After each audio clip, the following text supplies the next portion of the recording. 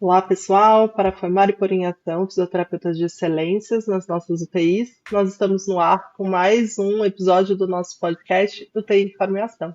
Eu sou a Débora, fisioterapeuta intensivista, e você pode me encontrar no @movimenta_UTI. Olá pessoal, eu sou Sancler, fisioterapeuta intensivista, e você me encontra no @SanclerBernardes. E juntos você nos encontra aqui no podcast UTI Informe e Ação. Você pode nos seguir, nos acompanhar, seja no YouTube ou no Spotify. E você pode muito bem também deixar sua avaliação no Spotify, deixar uma curtida e os comentários no YouTube e chamar a gente para conversar a qualquer momento. E hoje, para o nosso episódio, a gente está aqui literalmente pós-evento.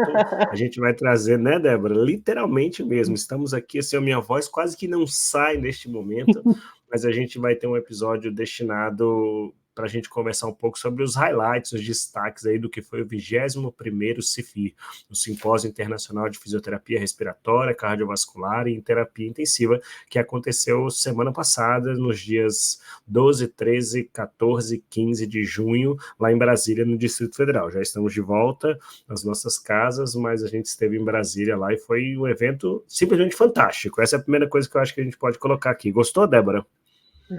Gostei muito, também tô bem pós, assim, tipo ressaca, né? É um evento, foi maravilhoso, achei que foi muito legal, os temas estavam super interessantes, né? Até a gente estava comentando que mesmo a gente dentro da terapia intensiva ficou morrendo de vontade de ver coisas da CARD, da RESP, que acabava que nem dava para ver, né? Por bater horários, então assim, estava muito legal. É um evento super cheio, né? Então deu para encontrar muita gente, conversar, né? Sair de lá com parcerias para estudos, para coisas extras, né? Então achei que foi um super válido, né? Um evento muito, muito interessante. E aí a ideia do podcast é discutir um pouquinho, né, Sancler, o que que a gente viu lá, né? O que que foi falado, né? O que que a gente é, pegou de insight, né, nosso também, sobre o que foi colocado. A gente vai fazer 2 episódios, pessoal, então só para ficar melhor assim, entendível, a gente vai Contextualizar, por favor. contextualizado, obrigada. A gente vai dividir em dois para não ficar muito pesado, né? Então a gente tem esse episódio que vai ser o Highlights 1, digamos assim. E aí a semana que vem o Highlights 2, né? E aí a gente vai tentar assim trazer um pouquinho hoje, nesse primeiro episódio, sobre o que que a gente viu lá de reabilitação, que são os temas mais comuns, digamos assim, né? Que a gente já espera, né, Sancler, quando a gente vai para um suporte de terapia intensiva. Então, a gente vai falar um pouquinho sobre o que que tinha lá de reabilitação, da parte de ventilação. E aí, depois, no segundo episódio, que vai ser o próximo, a gente vai trazer o que que tinha de diferente aí, né? Palestras que nem sempre estão, né? Que vieram como novidade. Falar um pouquinho, né, do que a gente viu lá no pôster, nas apresentações. Tá bom? Então fiquem com a gente nesse episódio e no próximo, porque ele vai ter continuação. Muito bom mesmo. É interessante, Débora, eu vou para a gente dar um start nessa conversa propriamente dita sobre o que a gente viu lá, né? Você disse o que a gente já esperava, né? E isso, talvez a gente falar aqui no podcast, faça todo sentido para quem nos acompanha. Porque a gente vai para um evento desse, só para que todo mundo saiba a magnitude, é o maior evento de fisioterapia de uma especialidade ou de algumas especialidades que a gente tem no mundo. Tinham mais de 2.200 pessoas inscritas no evento.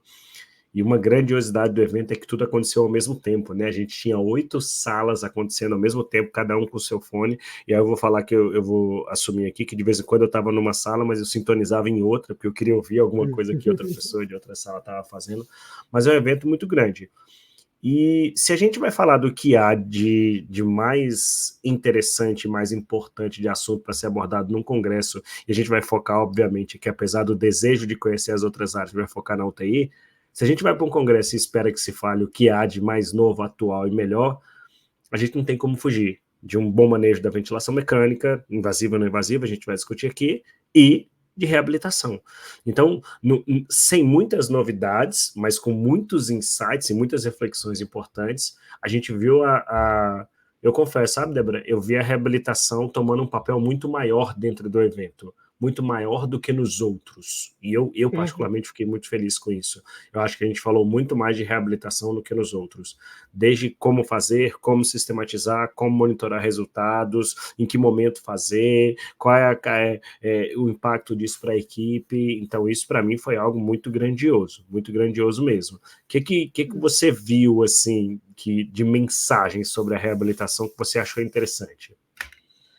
Só para complementar a sua fala, né? E mesmo a parte de ventilação, eu achei muito mais coerente, né? Muito mais, não coerente, acho que não é a palavra certa, mais pertinente, assim, né? Então, pra gente, né? Então, eu achei que é isso mesmo, eu achei que esse não, né? Acho que já de Florianópolis, né? A gente já vinha, assim, tentando, né, ajustar a vela aí do CIFI para o que efetivamente é o nosso papel dentro da unidade de terapia intensiva, né?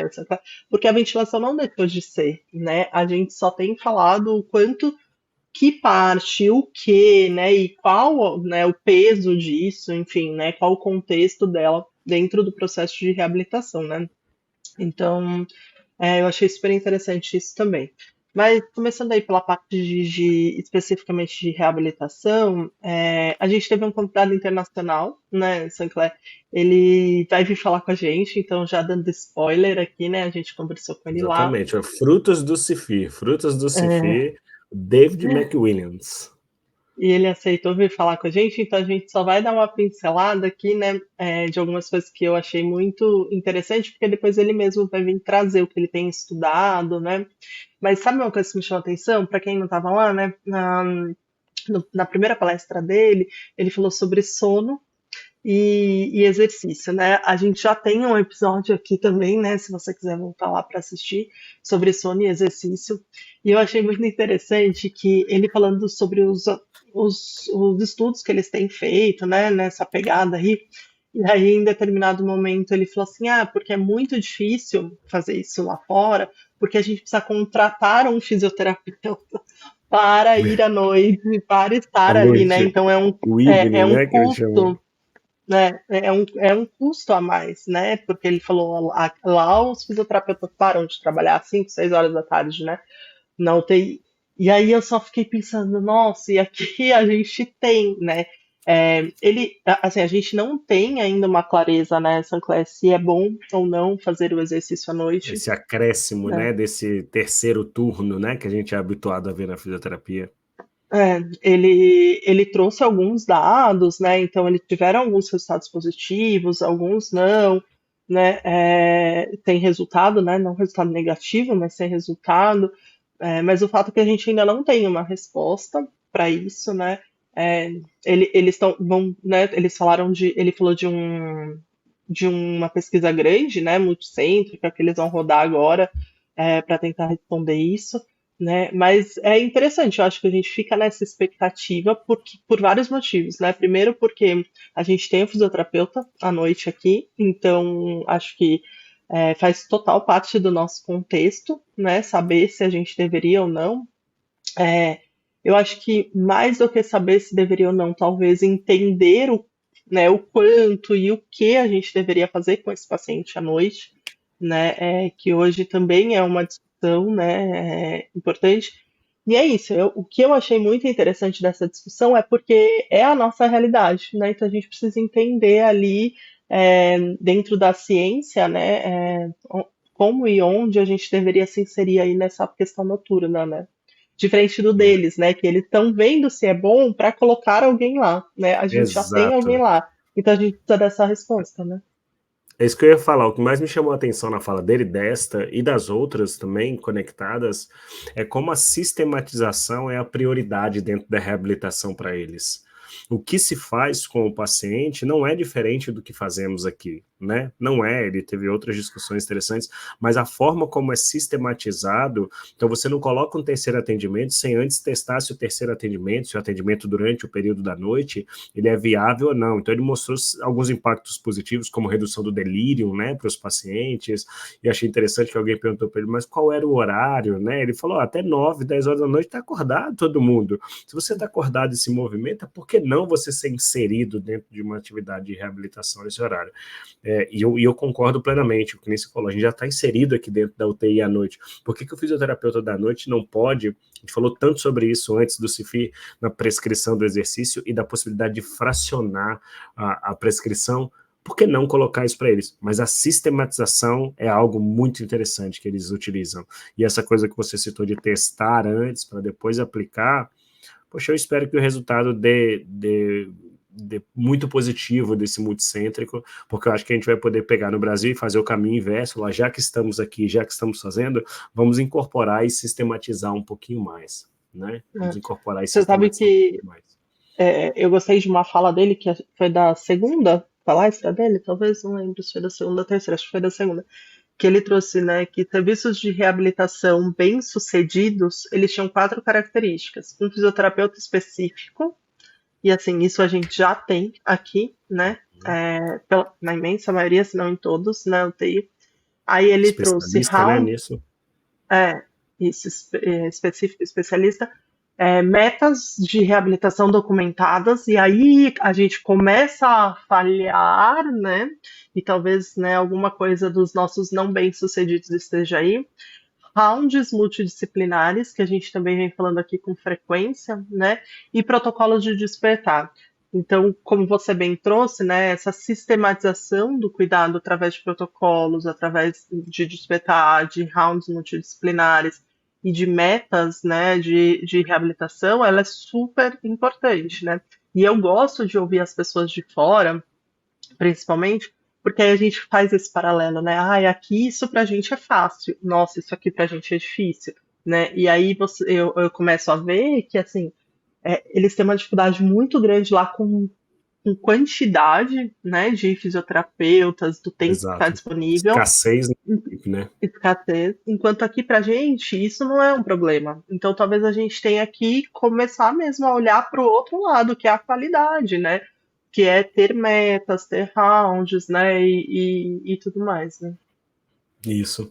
E aí essa questão das metas, inclusive, eu achei que foi bem interessante, acho que foi na segunda dele, que ele falou um pouco sobre a questão do quando começar, né, nesses desafios da reabilitação, e ele citou que é exatamente um olhar muito adequado do fisioterapeuta com a capacidade de tomar essa decisão de maneira sistematizada que garante que o indivíduo receba a intervenção a partir do momento que ele pode. Tem um slide dele que é bem legal, fiz questão de postar isso, que não é early mobilization, é earlier, ou seja, o mais cedo possível.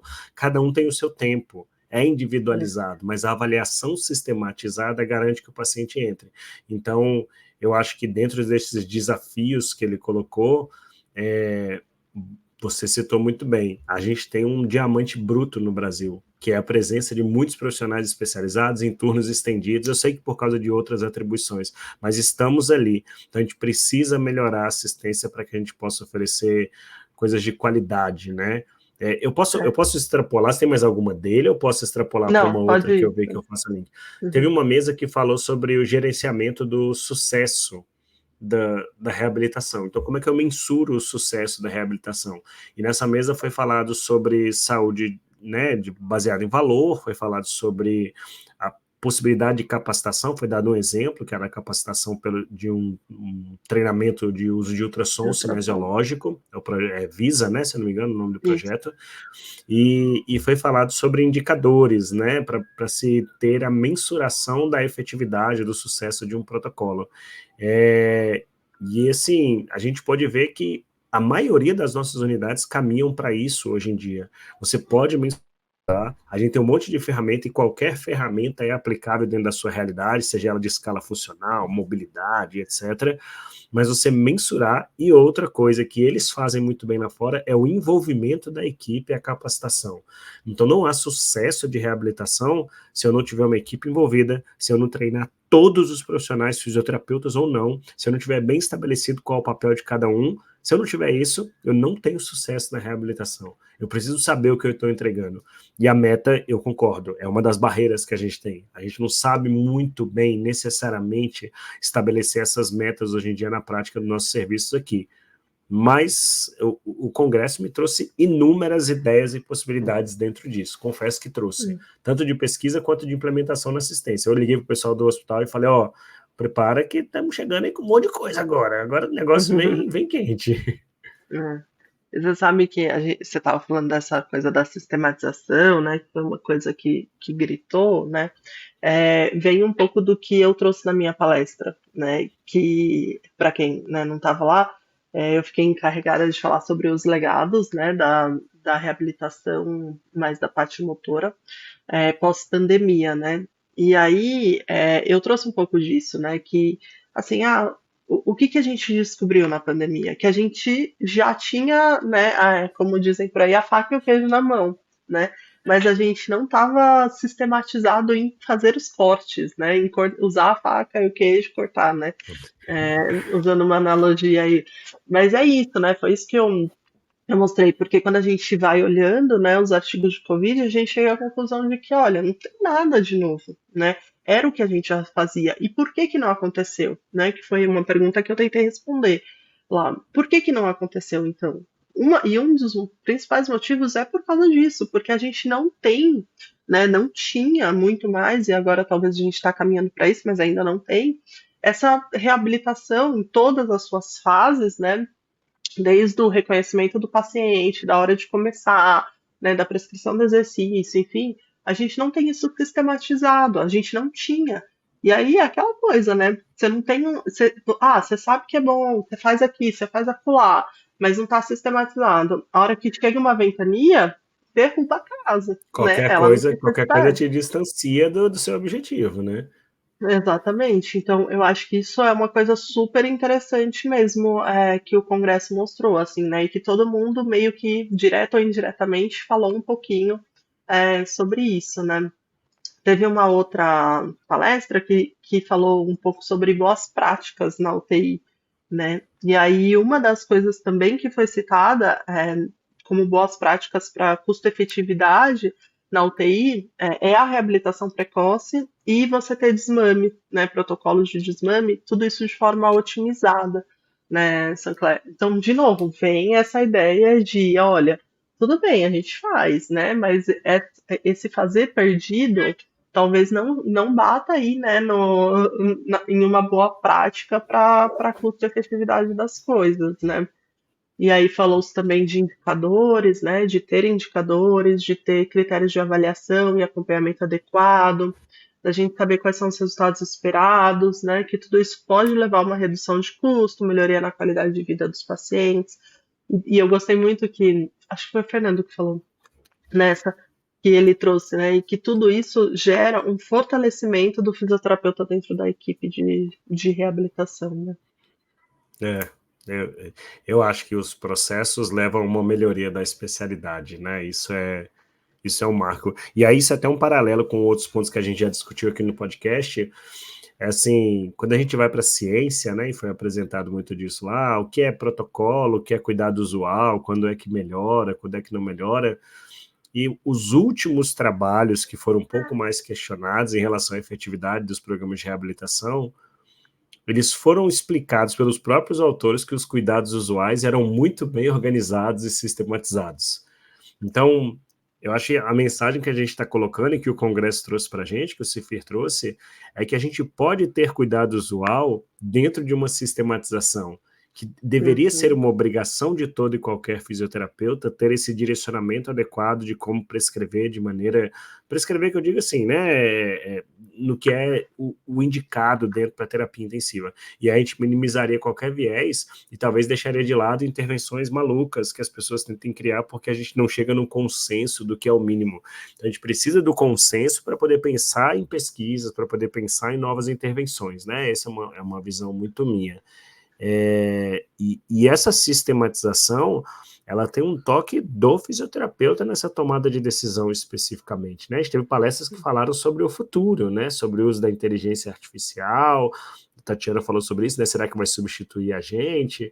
E a mensagem depois era assim, a inteligência artificial vem, a tecnologia vem, tudo para somar, mas tem um ponto humano profissional que não vai ser substituído, né? Estamos ali, precisamos estar ali, precisamos gerenciar esse processo. Eu acho que você, na sua palestra, foi muito brilhante quando você falou, Débora, sobre essa questão de... A gente sabia o que precisava ser feito, mas a gente não tinha, apesar de saber o que eu preciso ter feito, precisa ser feito, eu não tenho isso enraizado, eu não tenho isso muito bem definido na minha prática assistencial.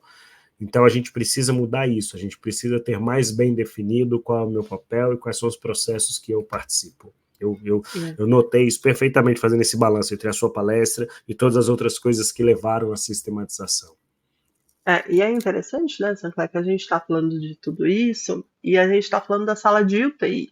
E tinha uma sala de gestão, né? Isso. E a gente não está falando do que foi falado na sala de gestão, a gente está falando do que foi falado na sala de UTI. Porque eu até citei, né, o meu próprio exemplo, né, de que quando veio a Covid, eu falei, meu Deus, e agora, né? Será que a gente consegue continuar fazendo o que a gente estava fazendo? E aí eu contei lá, né, que depois de algumas semanas é que a gente olhou para tudo aquilo e falou, bom, vamos tentar, né? E aí o médico olhou para mim e falou, o que você já fazia? Continua fazendo, né? E aí isso não tem nada a ver com o gestor, né? Isso tem a ver, Individual, com o começa no profissional. micro, né? No individual, né? De eu ter essa base, eu falei isso na palestra também, né? De eu ter um bom relacionamento na minha equipe, né, com a minha equipe, de uma confiança. Então eles não confiavam, sei lá, no gestor do hospital e esperaram ele trazer Dizer que você, para cá terapeuta, tem que fazer, né, podia fazer. reabilitação. Exatamente, mas era uma confiança intra, né, ali dentro da equipe micro, que levou a, tipo, continuemos os nossos processos, né? Seguimos, vamos continuar a nossa sistematização como a gente já fazia. Então, eu acho muito legal e acho que foi o Wellington que falou, depois a gente, né, na segunda parte a gente vai falar mais da palestra dele, mas que ele falou, né, que a gente está falando de liderança, mas não daquela liderança de cargo lá alto. A gente está falando de liderança ali na equipe, né? E aí a E mesma todo coisa, mundo tem que né? ter, né? Não é só o líder que tem que ter. Todos têm que ter liderança. E óbvio que a gente espera que, sei lá, daqui a alguns congressos a gente consiga falar, nossa, é, isso já vem assim, bem enraizado no hospital inteiro, nas práticas e tudo mais. Mas enquanto a gente não consegue, a gente está falando da gente, né? De eu, de você, da gente enraizar isso ali no nosso dia a dia, né? Porque se cada um, por exemplo, na época do Covid, tivesse isso dentro de si muito bem enraizado, né? Talvez a gente não Vai ser tivesse mais balançado rápido. tanto, né? Então, é sobre nós, né? Não é sobre a gestão acima e tudo mais. Então, isso eu achei muito legal trazer essa discussão assim para dentro da sala de terapia intensiva propriamente dito, né? Então, na Eu verdade, acho se a até gente que, olhar assim, só um comentário, teve até uma palestra, foi na parte de ventilação, depois a gente comenta sobre ela, mas uma pergunta que foi feita para o Ângelo era se protocolos, então, ajudariam a fazer um melhor gerenciamento da avenida. Ele falou, olha, o protocolo ajuda, mas cada um tem que saber o que fazer. Mesmo que você tenha ou que não tenha protocolo, se você não souber, se você não tiver a capacidade de tomar decisão, as coisas não vão para frente. Então, o básico ele tem que ser muito claro, tem que ser para muito bem todo mundo. sedimentado na cabeça de cada um dos profissionais, né? Senão não tem protocolo que resolva, não. Exatamente. E aí o que eu ia falar é que eu acho que, resumindo assim as palestras de reabilitação, né? A gente não descobriu a roda, né? E assim, é o esperado, né, gente? Não tem. Não A descobriu, não gente reinventou. não reinventou. Porque, na verdade, a gente vem solidificando conhecimentos, eu acho, né? Exato. E assim, e agora, eu como pesquisadora, agora falando, né, o que eu vejo da ciência hoje, a gente veio nos últimos anos solidificando o que a gente já estava meio que defendendo e tudo mais. Aí agora, o que está saindo de novo, e que não apareceu tão gritante no Congresso, né, porque a gente está começando a produzir essas evidências, é a respeito de prescrição mais específica, tipos de exercício, enfim, coisas mais esmiuçadas, né?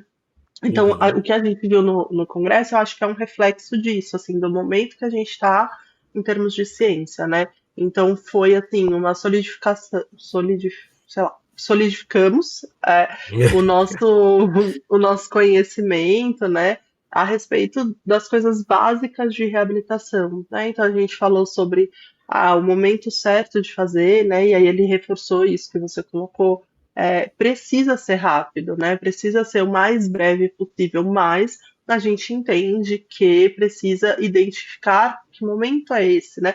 Ele até trouxe, né, que existem grupos de pacientes que respondem, né, diferente. Ele falou, por exemplo, um paciente cirúrgico é diferente de um paciente clínico, né, em alguns aspectos, para começar. Então, com essa ideia de grupos, né, que a gente também já trouxe aqui, então a gente falou um pouco disso, desse momento, né? A gente falou um pouco das intervenções, né? De que momento as intervenções podem ser feitas, né? Um pouquinho de quais intervenções pode ser feita, né? Então eu Falou acho que muito da assim, continuidade, né? Da continuidade do sim, atendimento. Ele falou na boa. possibilidade de telereabilitação. Raquel falou muito dos processos para gerenciar e reduzir a síndrome, os impactos da síndrome pós-terapia intensiva, da PICS, né? A Raquel trouxe algumas coisas interessantes, né, e expandindo um pouco mais, né, então pensando em tudo que a PICS, né, que a síndrome pós-terapia intensiva traz de ruim, coisas que podem ser manejáveis ali, né, achei bem interessante, né, que ela falou um pouco sobre o durante, né, o que a gente pode fazer durante a internação para tentar minimizar isso, né? E aí tive o prazer dela comentar do nosso estudo, né, de saídas terapêuticas com os pacientes na UTI.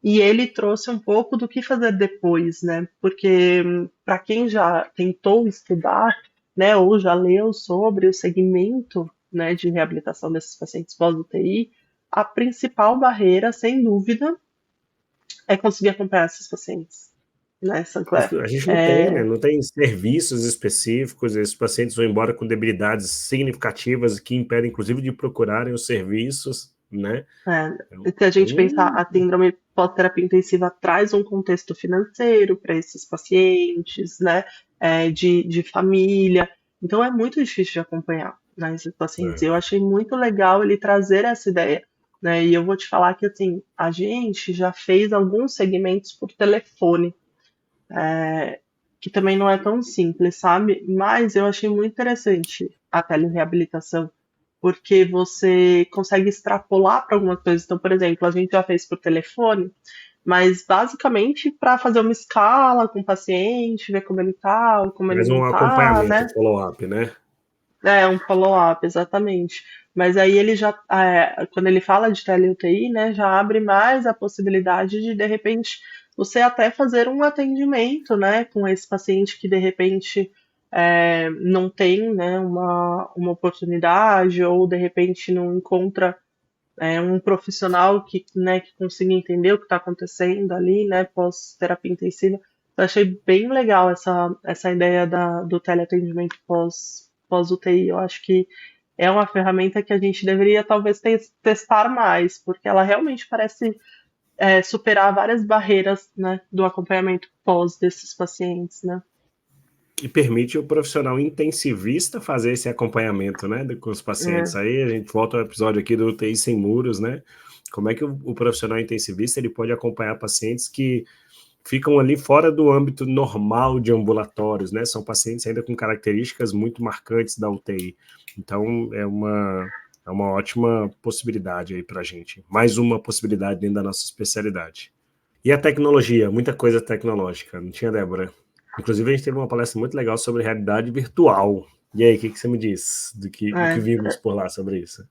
exatamente. É engraçado, né, que eu fiquei feliz que eu vi um artigo meu sendo citado lá, né? E aí, quando eu parei para pensar, nossa, faz muito tempo que eu fiz esse artigo, né? E aí, depois eu achei mais legal ainda que as meninas que falaram, elas foram trazendo o avanço, né, disso. E, nossa, avançou muito mesmo, assim, de quando eu fiz aquele artigo, né? Mas uma coisa muito legal que eu achei, dois pontos, né, que elas falaram. Um é da parte de gamificação, né? Então, de trazer essa parte junto com a reabilitação, né? Pensando na experiência do paciente, pensando em níveis de atividade, né? Dele de gamificar isso mesmo para o paciente, né? Ir atrás disso, né? E conseguir e evoluir, progredir, né? E a outra coisa que eu achei interessante é que elas falaram que o futuro, né, assim, o que está acontecendo é de tentar ampliar os sentidos para o paciente, né? Então, estimular, por exemplo, vibração, né, nos controles, aonde, né, você pega. interagir cada vez mais com estímulos externos, né? Então, para não ficar só no movimento, mas trazer esses outros sentidos, né? E aí elas falaram também bastante sobre monitorar e acompanhar, né, a qualidade dos movimentos, então não, né, a gente progredir para isso, assim, Não ser só um negócio que você coloca, né? As delas deram enfoque a isso. Não é sem objetivos e metas terapêuticas, né? Não é assim.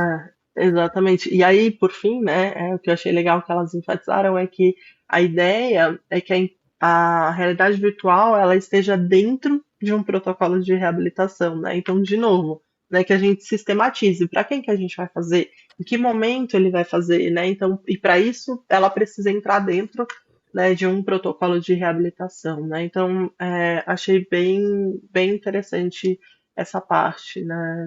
Falaram também um pouquinho de ECMO, né, da reabilitação em pacientes com ECMO, de eletroestimulação, o que mais? Acho que foi isso, né, de Acho que foi. reabilitação, basicamente. O foco da Mas, ó, reabilitação foi isso. E foi legal que tudo isso ainda tinha disponível, né? Então, a parte da eletroestimulação, da cicloergometria passiva, a parte da realidade virtual, tudo isso dentro da feira que acontecia no uhum, congresso tinha disponível para que as pessoas o pudessem pessoal experienciar, pôde né? Isso testar. aí. Eu vi um monte de gente lá deitado, experimentando ciclo E passivo com a eletro, realidade virtual também, muita gente se fazendo, passava lá o divertindo lá, pessoal né? fazendo, pô, é muito legal. Exatamente. Mas acho que resumindo, né, essa parte de reabilitação é isso. Eu acho que é a gente conhe- sedimentar conhecimentos que a gente já tem, como precisamos começar cedo, né? Isso precisa estar dentro de um protocolo de reabilitação, sistematizar Individualizado. isso, individualizado. Falamos então bastante de indicadores, né, de avaliar os desfechos, né, de acompanhar isso com os pacientes e de pensar no durante e no depois, né, e olhar para isso que a gente tem feito com um olhar mais, e a gente vai falar um pouquinho disso depois, né, um olhar misturando, né, ciência com expertise, tecnologia com um cuidado extremamente humanizado, né, individualizado. Então, acho que é isso, assim, acho que a minha visão, assim, é que ele veio para dar força, assim, sabe, para nos empoderar de coisas que a gente vinha já discutindo e que eu acho muito legal você ter um congresso para falar, olha, é isso, sabe? É esse o caminho que a gente O seu precisa, caminho, esse é o seu precisa papel, né? seguir, é esse o papel, e abranger mais gente, né? No sentido de vamos todos, então, juntos seguir esse caminho, né? Isso mesmo, concordo com você. Eu acho que você falou um pouco antes do episódio que é uma construção, né? O conhecimento ele sempre passa por uma construção. E eu acho que neste CIFIR a gente teve um ápice disso, de que foi construído um conhecimento do quanto a reabilitação tem o seu papel, do quanto ela é atribuída ao fisioterapeuta, especialista em terapia intensiva, e do quanto a gente não pode fazer isso de uma maneira aleatória, arbitrária. Isso tem que ser sistematizado e organizado. Inclusive, sobe o sarrafo, como sempre, para que num próximo evento, eu acho que a gente vai ter, no processo de construção, muito mais coisas de programas, processos, protocolos e estudos já sedimentados para que a gente possa responder perguntas como essa. Esse horário especificamente, se eu fizer, essa dose, se eu fizer, eu acho que é o próximo passo da evolução da reabilitação dentro da terapia intensiva para a gente. E espero que assim seja. Tá aí. Muito bem, pessoal. A gente termina por aqui esse nosso episódio um dos highlights Isso. do CIFI. E no próximo episódio a gente espera vocês, que a gente vai discutir um pouquinho mais de ventilação, do que tinha de ventilação. A gente vai discutir um pouquinho mais de outras coisas que estavam na programação que foram muito interessantes também. Falar um pouquinho, né, do que a gente viu de pôster, de apresentação oral e de experiências gerais lá. Bom, então a gente espera vocês. Até semana que vem, no próximo episódio 2 do CIFI. Até lá. Tchau, tchau. Até a semana que vem, pessoal.